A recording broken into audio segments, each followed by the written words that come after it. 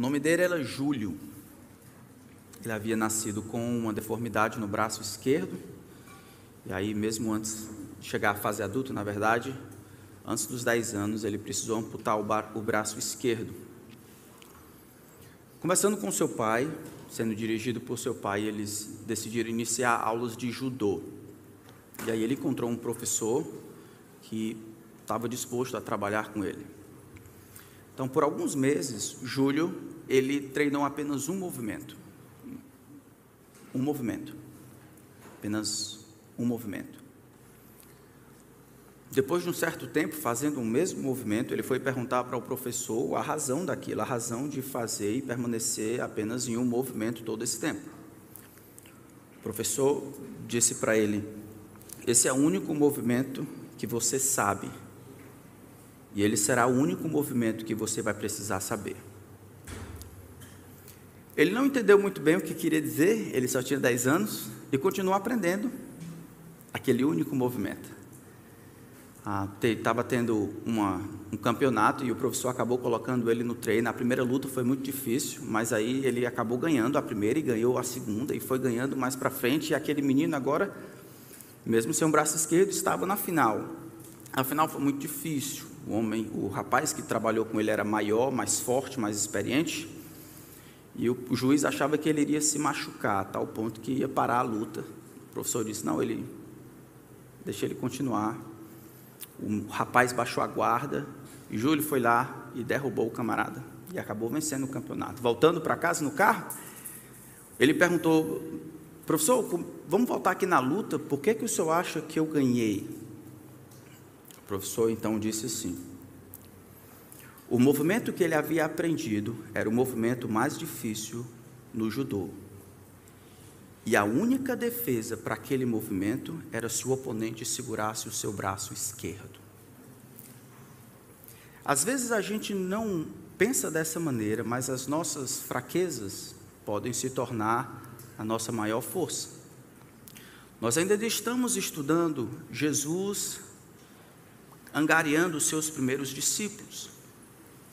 E uma verdade vai brotar dessa busca de Jesus pelos primeiros discípulos. É o que eu chamo de a bênção de ser um pecador. Existe uma bênção atrelada em ser um pecador. E a bênção é: somente pecadores podem ser discípulos de Jesus. E aí, de maneira extraordinária, o texto que nós vamos estudar é Lucas capítulo 5, quando Jesus encontra o jovem Mateus. E eu não sabia disso.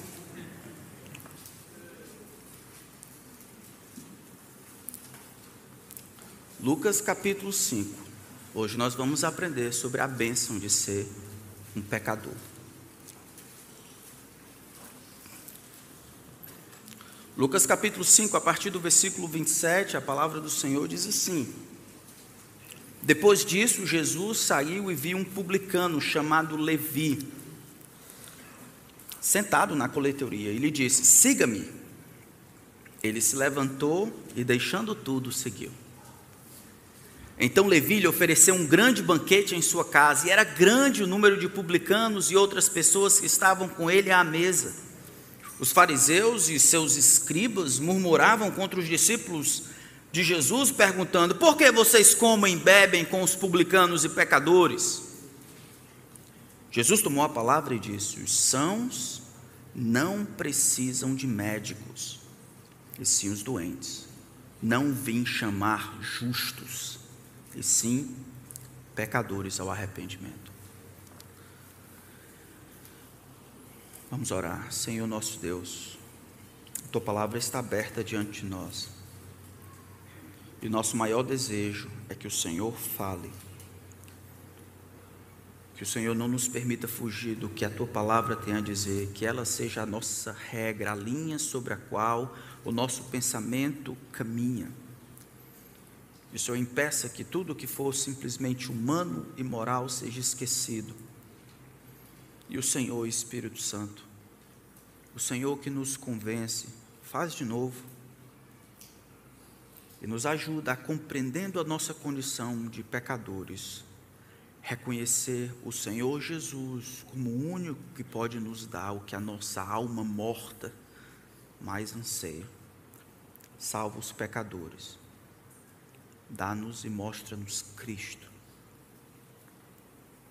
que ao final desse tempo só o Senhor receba a glória que merece. Em nome de Jesus, amém. O texto então que nós estamos olhando aqui é Jesus, mais uma vez, iniciando o seu ministério ali na Galileia. Na verdade, ele tem começado bem ali no começo do seu ministério, as coisas não têm caminhado a passos largos, não têm tido proporções gigantescas. Ali naquela região, Cafarnaum, as coisas têm caminhado. A fama de Jesus corre solta, mas ainda não foi deslocada para o centro do coração religioso, que é ali na Judéia, no templo em Jerusalém. Lucas provavelmente colocou aqui bem no começo e registrou Jesus chamando os seus primeiros discípulos para ajudar Teófilo, que é para quem ele escreveu este livro, para explicar para ele o que é um discípulo de Jesus, que tipo de bicho é esse, o que eles fazem, o que eles gostam, qual tipo de gente eles são. E aquilo que nós vemos aqui é a mesma coisa que nós vimos no capítulo 5, quando Jesus chama Simão. Aqui nós vamos ver a bênção dos pecadores, isso é, somente pecadores podem tornar discípulos de Jesus.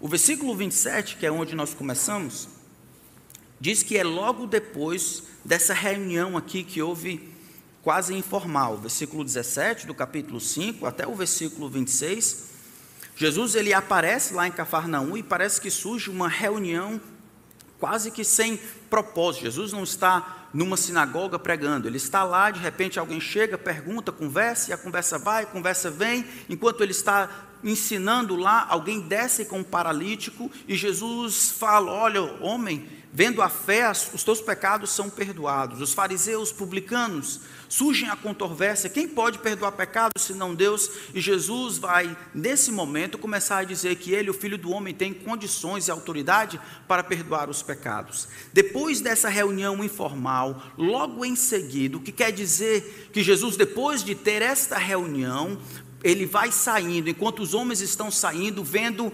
descrevendo o que acabaram de ver, um homem sendo curado, um homem transformando o corpo de outro homem, ruim agora são, um homem perdoando os pecados, um homem respondendo à altura aquilo que os fariseus estavam dizendo, enquanto eles saem, caminham afora, saem da casa, glorificando a Deus, como diz o versículo 26, hoje vimos coisas extraordinárias. Um homem está lá na coleteria, diz que o seu nome é Levi.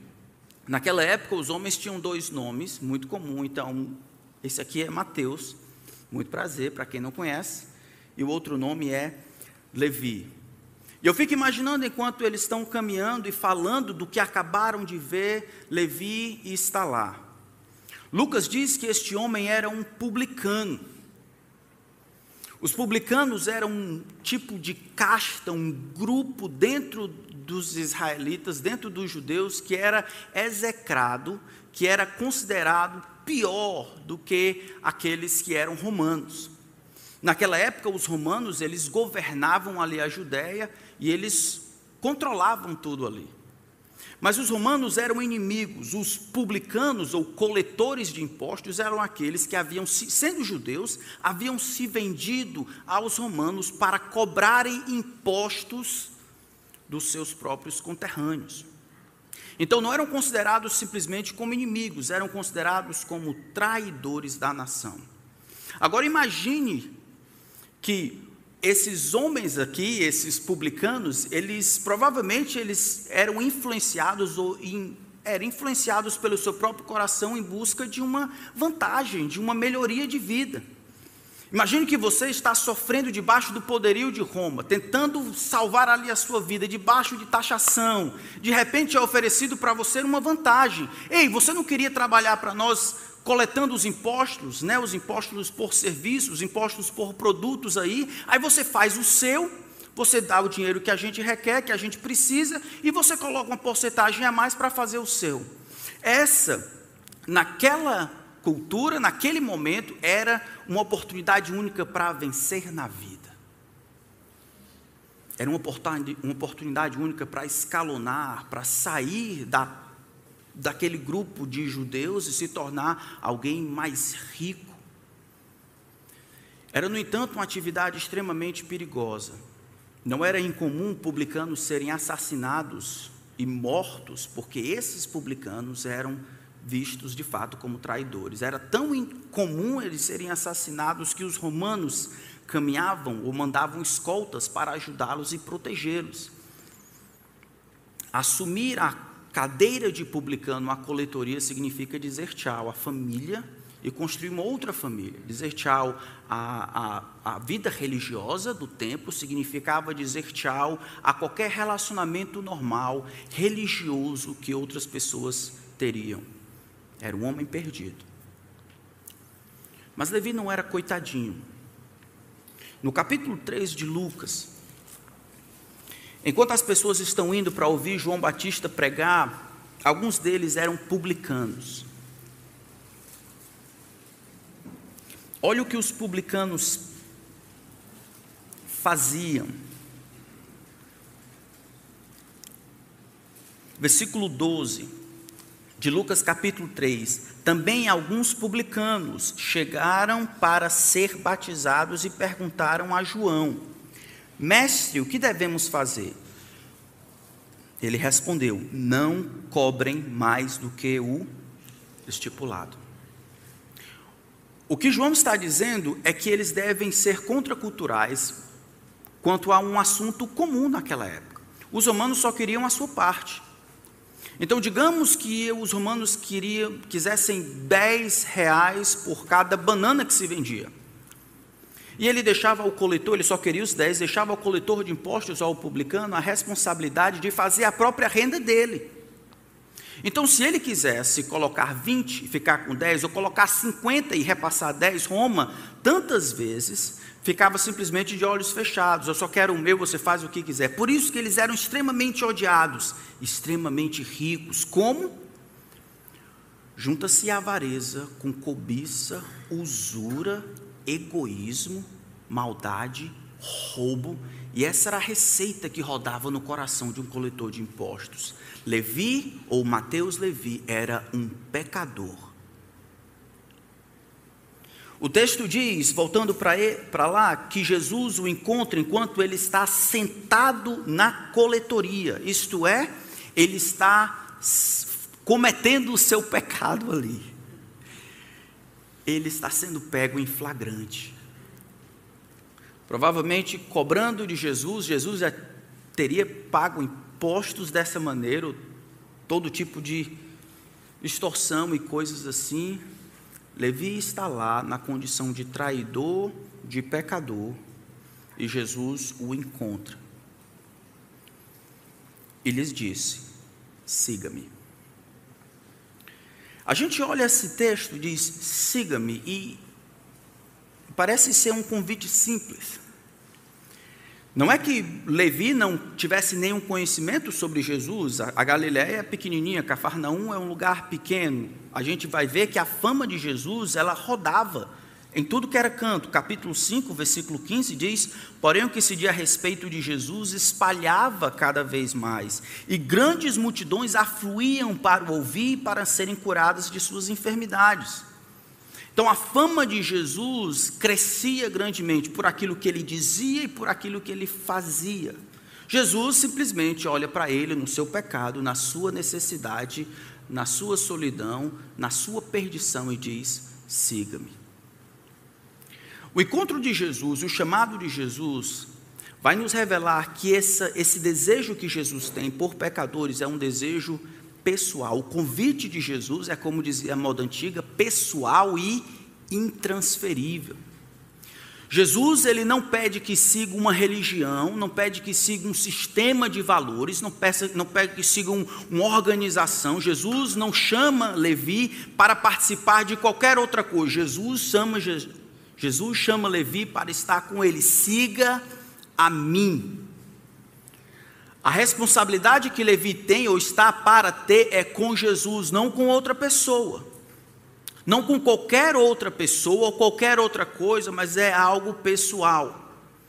Isso é importante porque aquela ideia de aceitar Jesus, ou vir para a igreja, ou fazer parte da igreja, ou já fui da igreja, ou era da igreja, ou serei da igreja, ou não vou para a igreja, todas essas coisas são nada.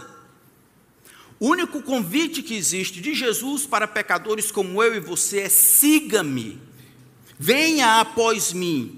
Você vê o meu caminho caminhando nessa direção e você faz como o filho fazia com o pai na praia. Isso é, à medida que o pai andava e deixava as pegadas na areia, o filho ia colocando um pé dentro das pegadas que o pai deixava. É isso que eu quero que você faça comigo. O convite é pessoal, o convite é para estar com Jesus.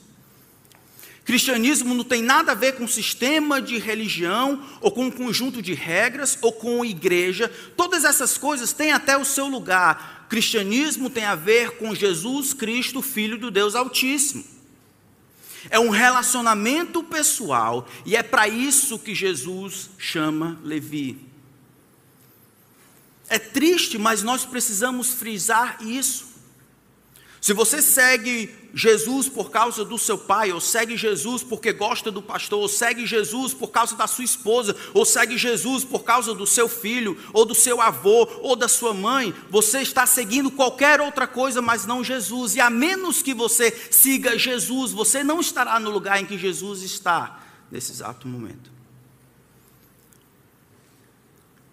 O convite é pessoal e intransferível.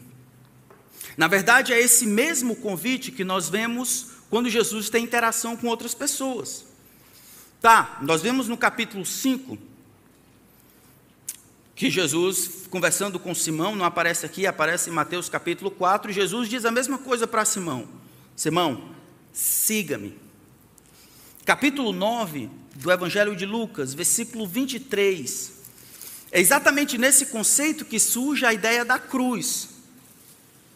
Jesus está falando, colocando à prova aqueles que querem segui-lo, no capítulo 9, a partir do versículo 57, enquanto seguiam pelo caminho, alguém disse a Jesus: vou segui-lo por onde quer que o Senhor for.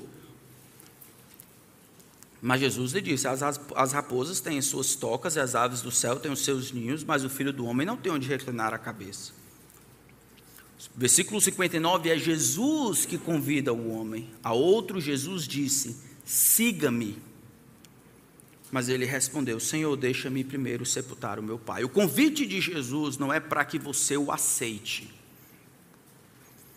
Não existe essa ideia de aceitar Jesus. O convite de Jesus é sempre irresistível, é sempre pessoal, não é feito na coletividade. É um a um, é tete a tete, é o Senhor lhe colocando na parede e dizendo: siga-me. Isso faz com que ele seja mais severo e faz com que a resposta também seja pessoal. Eu não vou. Mas na frente, no versículo 59, versículo 23, de Lucas capítulo 9, ele diz: Jesus dizia a todos: se alguém quer vir após mim, isso é, atrás de mim, negue-se a si mesmo, dia após dia, tome a sua cruz e siga-me. Em outras palavras, como é que a cruz aparece? Porque a cruz estava no caminho de Jesus. Jesus se direcionava para a cruz, essa é a vontade do Pai. E a cruz está na nossa frente, porque nós estamos nas costas de Jesus, caminhando, não ao lado dele, mas atrás dele. Isso indica que nós não vemos as coisas como ele vê, nós não estamos de lado. Significa que nós olhamos não por cima, mas nós olhamos o próximo passo, o caminho de Jesus. Nós copiamos, nós temos Jesus e a sua estrada, e a sua trilha e o seu caminhar como modelo. É por isso que ele diz: venha após mim, tome a cruz. Por quê? Porque a cruz estava no caminho dele. E quando ele segurar a cruz, você também segura, você é o próximo. Capítulo 18 de Lucas. É isso que ele diz para o jovem rico, que nós já estudamos. Versículo 22 de Lucas 18. Ouvindo isso, Jesus lhe disse: uma coisa ainda te falta, vende tudo o que tem, dê o dinheiro aos pobres, e você terá um tesouro nos céus. Depois venha e siga-me. Essa é a melhor definição de cristão, de evangélico, protestante, o que você é. Nós somos alunos, discípulos, seguidores de Jesus. E se a gente compreendesse isso, nós não esperaríamos por tantas coisas que nós esperamos aqui. Quando olhássemos para a vida do nosso Senhor e por aquilo que Ele trilhou, e usássemos Jesus de fato como modelo para aquilo que se espera de nós, nós veríamos que se Ele enfrentou perseguição, se Ele enfrentou solidão, traição, se a vida foi difícil para o Mestre, por que não seria difícil para nós? O chamado de Jesus, pessoal e intransferível, o chamado de Jesus já coloca uma barreira para que a vida não seja diferente ou melhor do que a vida que o Mestre teve. Coloca-se não somente direção, mas coloca-se o modelo. Siga a mim. Caminhamos com a cruz porque seguimos o nosso Senhor e aceitamos as coisas que Ele permite porque este é o caminho que Ele mesmo enfrentou, até trocarmos a cruz por uma coroa, exatamente como Ele trocou. Fanny Crosby, uma autora de hinos do século XIX, cega, ela colocou essa verdade de seguir Jesus nesses versos. Se eu tiver Jesus ao lado e por Ele auxiliado, se por Ele for mandado, a qualquer lugar irei. Seja meu caminho duro, espinhoso ou inseguro, em seus braços bem seguro, onde me mandar irei. Males poderão cercar-me ou perigos assustar-me, mas se Cristo segurar-me, aonde me mandar irei. Quando terminar a vida, finda minha triste lida, tenho a glória prometida, eu para o meu Senhor irei. Eu seguirei ao meu bom mestre, seguirei ao meu bom mestre, eu seguirei ao meu bom mestre, onde me mandar irei. A ideia de seguir Jesus, ou de caminhar nas costas de Jesus, não é somente uma ideia que vale para essa vida, mas assim como Jesus passou pela cruz para entrar em sua glória, assim também é necessário que a nossa cruz anteceda a coroa. À medida em que seguimos Jesus, passamos por onde Ele foi, caminhamos por onde Ele caminhou, e assim como Ele está sentado à destra do Todo-Poderoso nas alturas, nós estaremos no céu com Jesus para adorá-lo. O que é isso? Nós buscamos e procuramos e seguimos Jesus. Assim, aonde Ele estiver, nós estaremos também. Essa é a descrição do próprio Senhor. Foi exatamente assim a vida do nosso Senhor. Caminhamos com Ele, exatamente como uma criança anda nas pisadas do seu pai. O texto, voltando para o nosso texto, diz que Levi Mateus escuta Jesus dizendo: siga-me, siga a mim. No verso 28 diz: ele se levantou e deixando tudo o seguiu. Deixando tudo o seguiu, no texto original, é um resumão de tudo que está acontecendo aqui. Lucas não se preocupa em dizer todas as coisas que ele precisou processar na mente. Não é que ele fez uma decisão impensada, irrefletida, no calor da emoção. Houve processos mentais, houve ajustes. Naquele momento, por conhecer Jesus, o que estava acontecendo ali, houve decisão deliberada. O homem não vai retornar, mas Lucas pega todas as coisas. O rearranjo de família, o rearranjo de trabalho, o rearranjo de profissão, decisão de abandonar os recursos, as regalias, os prazeres, qualquer coisa que estava atrelado a ser um publicano rico, ele pegou tudo isso, e o resumão ele pegou tudo isso, amassou e jogou fora. Ele largou tudo para seguir Jesus. Como é que ele chega a essa conclusão? É o que eu acho, é que estava acontecendo coisas na vida dele, que aquilo que Lucas coloca do versículo 17 até o versículo 26 fizeram sentido a ele. Eu imagino que ele está na coletoria, está tendo a reunião, talvez um pouco distante, multidões estão afluindo para ouvir Jesus, sabem da cena, então o texto diz que eles descem dizendo: hoje vimos maravilhas. Mas talvez alguns no meio do caminho tenham dito o que Jesus disse para aquela pessoa: os seus pecados foram perdoados. Enquanto eles descem dizendo que Deus em Cristo tinha feito para aquele homem, talvez isso tenha chamado a sua atenção. Os publicanos normalmente sabiam que eram pecadores, e muitos deles se consideravam à parte da graça de Deus, distantes de qualquer possibilidade de salvação. E ele vê em Jesus um homem que pode curá-lo de sua mazela pecaminosa. O homem deixa tudo e segue Jesus. É como se ele pegasse todas as coisas que aquela vida em pecado poderia providenciar e colocasse numa balança, e ele largasse tudo para ter Jesus. Eu acho que alguns cristãos algumas vezes pensam como a Xuxa. Há um tempo atrás eu lembro que a Xuxa tinha tudo, mas não tinha filhos. Depois que ela arranjou um filho, uma filha no caso, ela escreveu: só faltava você. Ela tinha tudo, e agora vem a minha filha para concluir: agora eu estou completo. Jesus não é assim. Jesus não é um adendo que você coloca na vida. Jesus não é um pouquinho mais de água quando você encheu o seu copo com as suas boas obras, com as suas realizações, com os seus desejos, com os seus planos. Você tem tudo, alcançou o máximo, está perto do topo, precisa de Jesus para dar uma ajudinha. Jesus não é cereja do bolo. Jesus olha para o seu bolo de boas obras e diz: tudo isso foi feito de esterco, não serve para nada, não coloca você diante de mim. Jesus não é um adendo, não é uma melhora, não é uma coisa que se coloca na semana para ajeitar a maneira como eu defino a minha vida. Jesus é tudo ou nada. O homem deixa tudo para seguir Jesus, porque não dá para ter tudo e Jesus ao mesmo tempo. Não dá para ter tudo que o mundo dá e Jesus ao mesmo tempo. Porque o coração, ele tem forma para caber uma coisa só, do tamanho de Deus, e somente Deus pode preencher.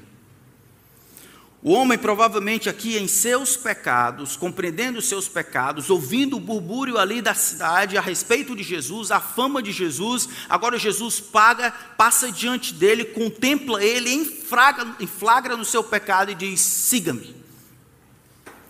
E o homem se levanta, isso ele larga a sua vida, e no mesmo instante, de todos os processos mentais, ele larga toda uma vida, uma história, uma posse ou possessão ou qualquer outra coisa, e larga tudo e ele encontra Jesus.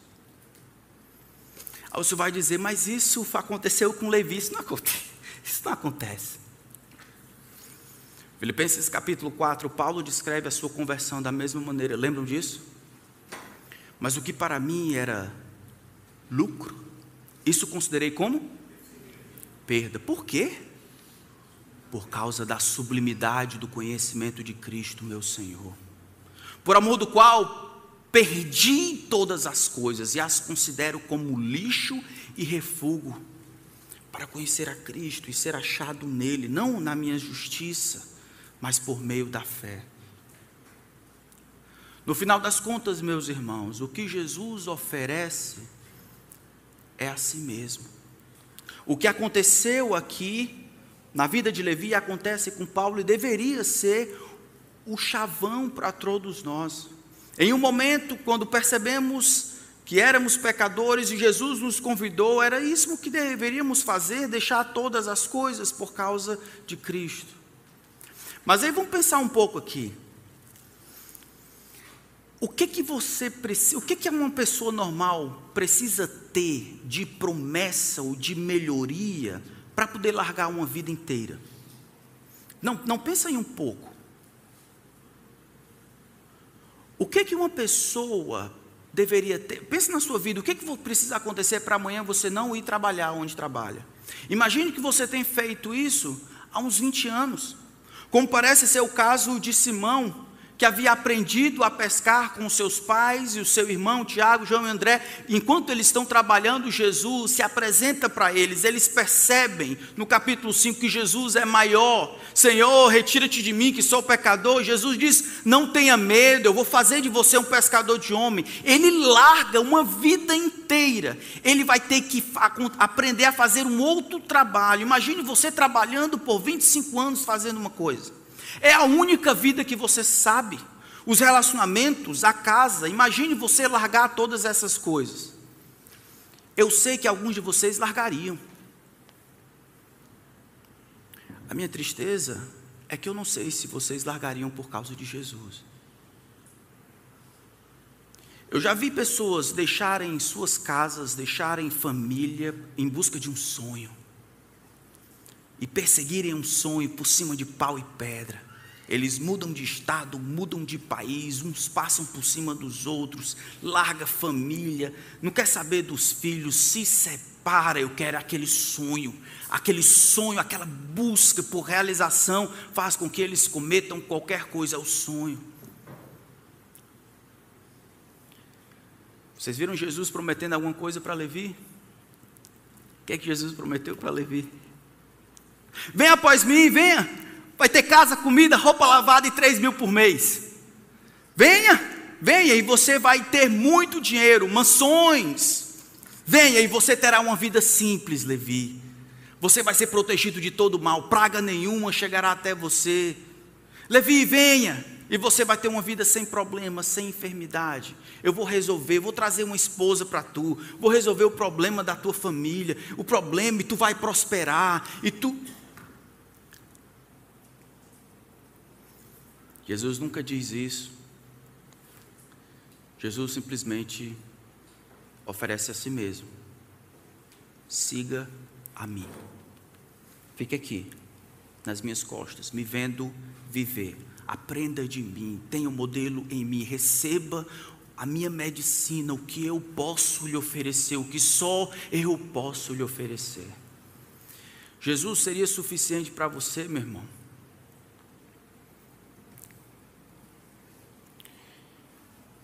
O que está acontecendo aqui? Um homem importante como Mateus, largando todas as coisas por causa de Cristo. O que faria um homem deixar uma vida pacata de pescador para viver perambulando, sem morada certa por alguns anos, como é o caso de Simão, e André, e Tiago e João? O que faria alguém extremamente rico largasse uma vida de regalias para dividir o céu com pessoas que não gostavam dele? Eu sei que o natural é a gente largar uma coisa por algo melhor. Eu já vi isso acontecer. Eu vou largar um emprego porque esse emprego, o outro é melhor. Eu vou mudar de estado, mas aquilo que eu vou ganhar por causa daquilo que eu vou receber lá. Então, justifica o prejuízo. Mas largar tudo por causa de Jesus? Onde é que está esse povo? Onde é que eles estão? Difícil vir para o culto de oração por causa de Jesus. É difícil investir na obra de Deus por causa de Jesus. Sacrifícios, sim, irmãos. Alguns de vocês vão ter que fazer sacrifícios. Talvez seja dirigir a cidade para estar com os irmãos. Ou estar aqui, sacrifício simples. Por que a gente tem que baixar o padrão? Se Jesus chama assim, a gente vai chamar o quê? Vem devagarzinho, vai dar tudo certo? Jesus chama para si, siga-me. E o padrão que nós encontramos aqui é um padrão de discipulado radical. Deixe tudo e siga-me. Fique imaginando se Jesus de fato seria suficiente para nós, se removesse as outras coisas que o Senhor, o grande Deus, está acostumado a nos dar, porque Ele é bom e a sua misericórdia dura para sempre, e só sobrasse Jesus. Quantos de nós ficaríamos com Ele? Não enganados, é o que nós temos aqui, Jesus chamando Levi para estar junto com Ele. Os homens então largam tudo por encontrarem algo melhor. e não largam tudo porque acham que já tem algo melhor. Isso é o que nós fazemos com Cristo. Não importa se você goste ou não, essa é a realidade.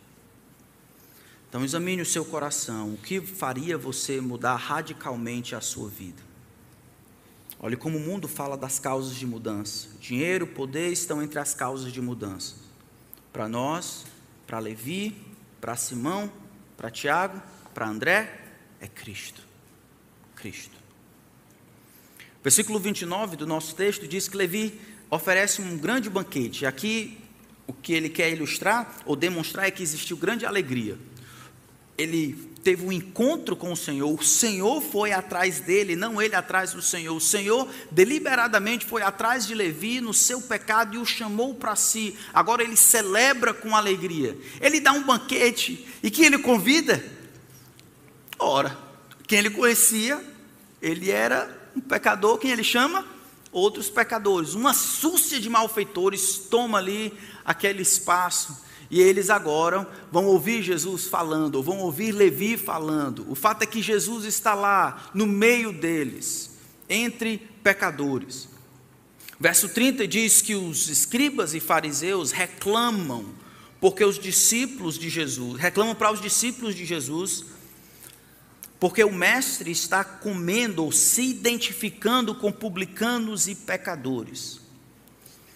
Ao que indica, Jesus escuta, parece que os homens estavam no canto, não era permitido que um fariseu entrasse na casa de alguém tão imundo como um publicano, parece que eles estão do lado de fora, ouvem a bagunça e tal, talvez batem a porta, alguma coisa. O fato é que eles aparecem, têm condições de ter um diálogo com os discípulos de Jesus. Por que come o mestre de vocês com publicanos e pecadores? Jesus toma a dianteira e ele responde, falando da bênção dos pecadores. Os sãos não precisam de médico, e sim os doentes. Não vim chamar justos, e sim pecadores. Em outras palavras, Jesus aqui, ele fala da sua missão. Ele veio para buscar e salvar o que estava perdido. Ele veio para pecadores. Jesus não está dizendo que alguns estão doentes e outros não. Jesus está dizendo que no meio de muitos pecadores, de todos os pecadores, alguns vão compreender a si mesmo como pecadores e assim vão aceitar o tratamento que Jesus pode dar, enquanto muitos outros vão viver como se nada tivesse acontecendo, vão olhar para si, para a sua justiça, vão dizer, está tudo bem, eu não sou tão mau, não sou tão bom, mas as coisas estão direitinho, e não vão aceitar o tratamento que Jesus está dando.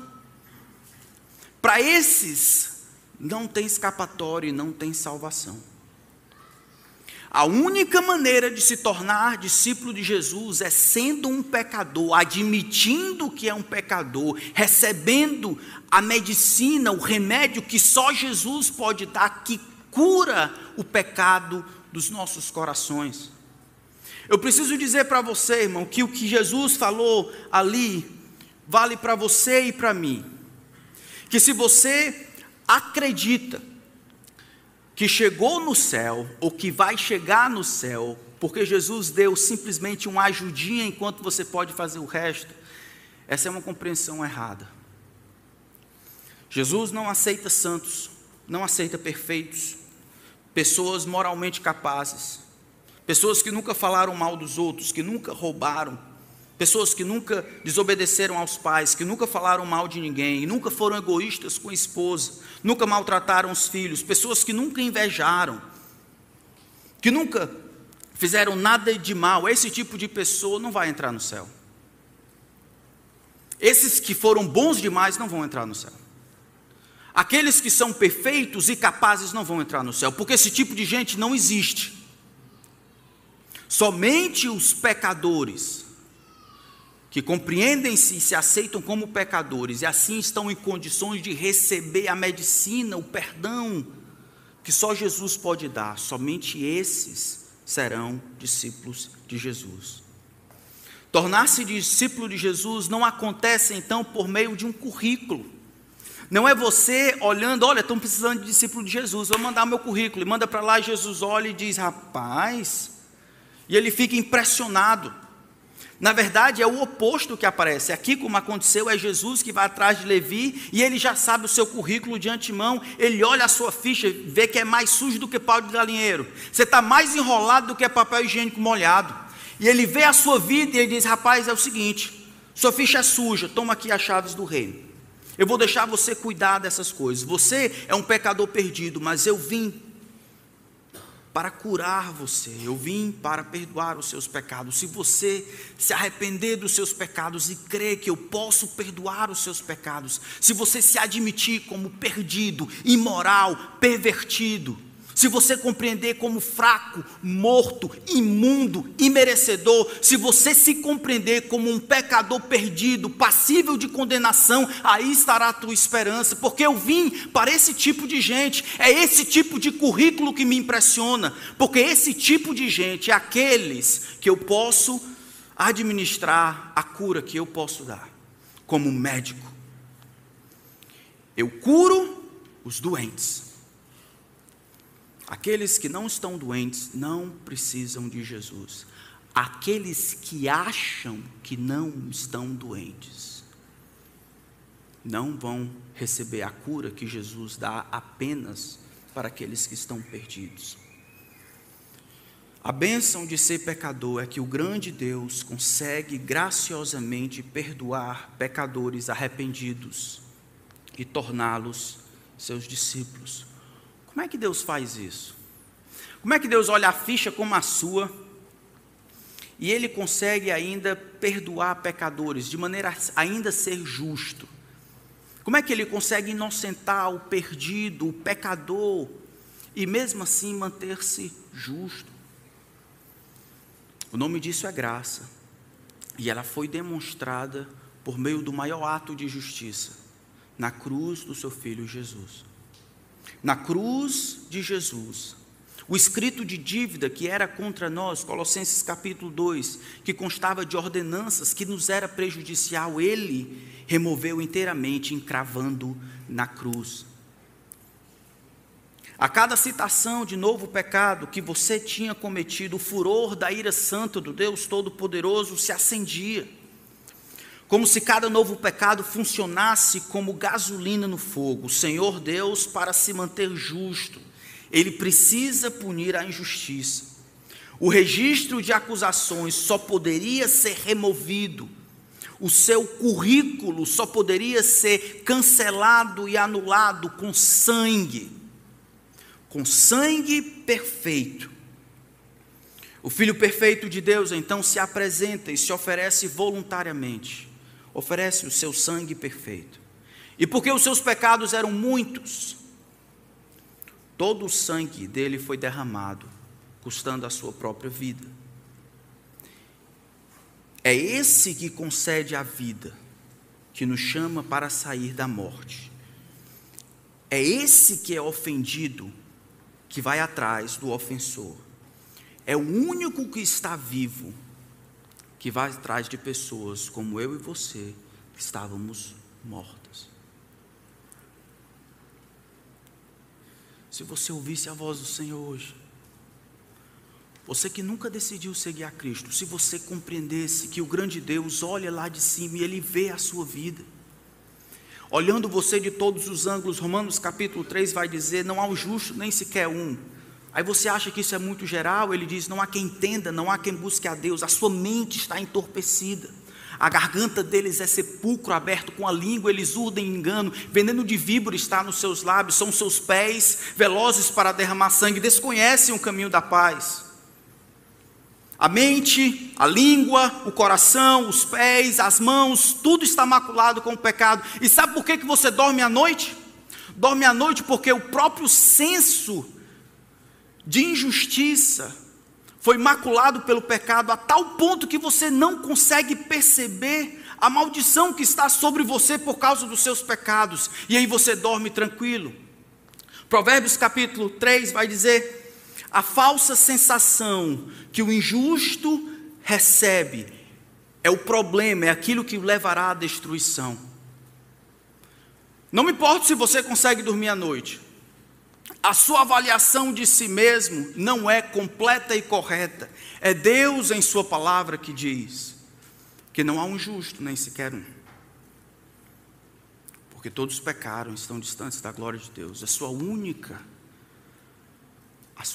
solução é receber a bênção de, porque é um pecador perdido, Jesus veio para salvar você, para convidá-lo, chamá-lo ao arrependimento.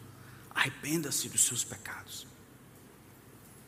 Largue essa vida desgraçada, arrependa-se dos seus pecados, venha como você está. Não ache que precisa largar. Veja o que aconteceu com Levi. Imagine que esse camarada, ele era bonitinho, veio todo direitinho. Ele veio com todos os vícios e mazelas e relacionamentos e maldades, ele veio com tudo, e assim Jesus pôde transformá-lo, perdoá-lo e mudá-lo. Porque é Jesus quem faz isso, não você. É Jesus quem salva os pecadores. Os sãos não precisam de médico, e sim os doentes. O Senhor veio chamar os pecadores, não os justos, ao arrependimento. Nós terminamos esse texto da apresentação de Mateus e Levi, lembrando do que a graça de Deus pode fazer na vida de um homem. Sabe quando você abre a Bíblia, no Novo Testamento, e você vê lá o primeiro evangelho a ser escrito? Foi escrito pela pena desse homem aqui, Levi, o publicano, pecador desgraçado. É a graça de Deus que consegue perdoar e usar pecadores.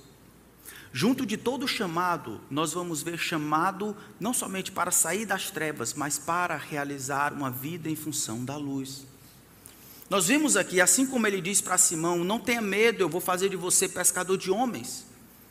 Embora não apareça aqui, Levi, ao ser pescado por Deus, a primeira coisa que ele faz é juntar os outros pecadores para ter uma festa, para celebrar essa nova vida que ele encontrou no médico Jesus. Ele não se isola, ele busca outras pessoas para estar em contato com Jesus. E pela graça de Deus, nós temos um evangelho, o evangelho de Mateus, o santo evangelho de Mateus, foi escrito pela pena desse homem, encontrado no seu pecado, na sua desgraça, convidado, perdoado, transformado e usado por Jesus. Até hoje, nós estudamos naquilo que ele fez. Mas talvez você está escutando o chamado de Jesus, já tenha ouvido a respeito do que Jesus quer da sua vida. Eu preciso perguntar se você vai continuar no seu pecado. Hoje Jesus te chama para segui-lo. Não é para vir à igreja, não é para aprender uns versículos aqui, outro acolá, não é para deixar de pecar, é para seguir Jesus. É para admitir a sua necessidade de um Salvador, a sua necessidade de um médico, porque você tem uma doença incurável, que mata você e deixa você morto por toda a eternidade, o pecado. Você está escutando Jesus chamá-lo para perto de si? O que você vai responder? Está escutando Jesus chamar o seu nome? Você não precisa dizer com a boca. Se você não decidir seguir Jesus hoje, você já deu a resposta de que não precisa dele. Mas talvez você ache que não precise de Jesus, porque você não é uma má pessoa. De todos os tipos de pessoa, esse é o que mais maltrata o meu coração. É aqueles que acham que não precisam de Jesus. Para esses não há salvação. Para esses, Jesus não consegue ajudar. A opinião de Deus é que todos os homens são pecadores. E a consciência desses que não conseguem ver a necessidade de Jesus como a consciência daquele homem que, tomado de lepra, sem ter nenhuma sensibilidade no corpo, ele anda sobre carvão aceso e se corta, e depois levanta os braços feliz e diz: está vendo? Eu não sinto nada, eu estou bem. O pobre homem não sabe, mas deveria saber. É o que eu estou fazendo, alertando você que, da perspectiva de Deus, você precisa de Jesus. A única bênção de ser pecador é que, se você admitir que é pecador, você se coloca no alvo do tratamento que Jesus pode dar. Somente pecadores podem ser discípulos de Jesus. Se você está aqui e já é discípulo de Jesus, eu quero desafiar você, irmão, a lembrar que o chamado que Jesus lhe fez foi para segui-lo. De que, independente das circunstâncias, das coisas que aconteçam, das dificuldades que vão acontecer, essa é a única coisa que não será tomada de você: Jesus. De maneira alguma te deixarei, Hebreus capítulo 13, nunca jamais te abandonarei.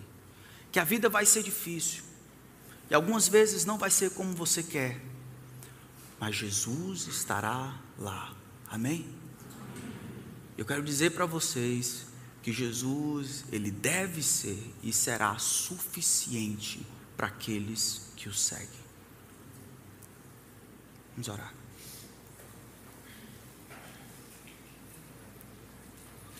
Senhor, os ingênuos são mortos porque se desviam da sabedoria. Os tolos são destruídos por estarem satisfeitos consigo mesmos, é o que diz a Tua palavra. Me ensina a estar satisfeito com o Teu Filho, não com qualquer outro ser, não com qualquer outra coisa. Obrigado por não mentir para nós, mas nos oferecer a si mesmo. Eu peço que abençoe o meu povo aqui, que não haja restrições e concessões de nossa parte, que Jesus seja melhor do que qualquer outra coisa, que Ele seja de fato amado de nossa alma, que Ele seja aquilo que completa o nosso coração, que Ele não seja algo que nós acrescentamos na semana, um relacionamento trivial, uma brincadeira de final de semana. Que Jesus seja o nosso Senhor, que a partir do momento de entrega, seja o Senhor que tome as decisões, não os planos, os sonhos, o dinheiro, o conforto, mas Jesus. Faz isso, Senhor, porque nós precisamos. Salva os pecadores entre nós, daqueles que vão escutar isso depois, em casa. Ajuda o Senhor a se verem como pecadores e a encontrarem nisso, no reconhecimento que são pecadores, a única bênção que existe: serem perdoados, arrependidos e se tornarem discípulos de Jesus. Em nome dele nós oramos, amém.